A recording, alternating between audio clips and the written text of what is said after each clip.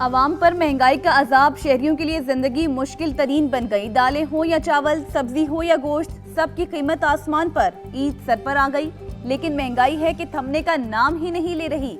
होशरुबा महंगाई ने तो सफेद पोश तबके के लिए ईद की खरीदारी मुश्किल बना दी। शुगर माफिया इंतजामिया के रेडार पर। असिस्टेंट कमिश्नर कोट अद्दू का चीनी के गोदाम पर छापा। 42,000 चीनी के बैग बरामद कर लिए। मुल्तान में इंतजामिया का चीनी की जखीरा अंदोजी के खिलाफ क्रैकडाउन। मुमताजाबाद और जलालपुर में गोदामों से 1400 जखीरा चीनी की बोरियां बरामद। गोदाम सील कर दिए गए।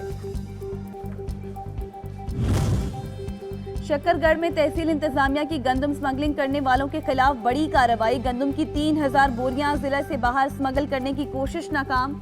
करोड़ों की गंदम से भरे 10 ट्रक तहवील में ले लिए।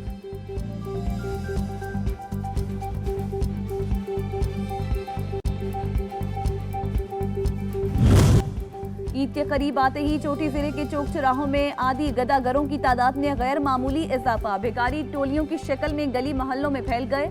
सड़कों और चौराहों पर पेशा वराना गदागर भीख मांगकर लोगों को तंग करते नजर आते हैं।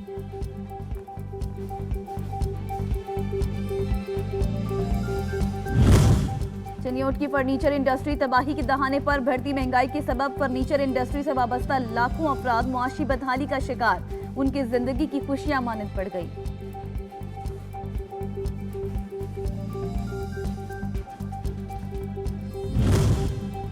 सिंध की सकाफत का हिस्सा सिंधी टोपी की अपनी ही पहचान। शादी की तकरीबात हो या कोई खुशी का त्यौहार, कश्मीर के वासी सिंधी टोपी पहनकर अपनी सकाफत को उजागर करते हैं।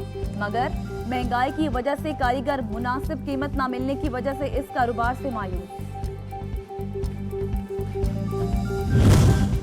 ईद उल फितर करीब आते ही टोबा टेक सिंह में पेशावरी चप्पल की मांग में इजाफा। दुकानदारों ने भी ईद के लिए पेशावरी कोहाटी चप्पलों के नित नए डिजाइन मुतारिफ करवा दिए।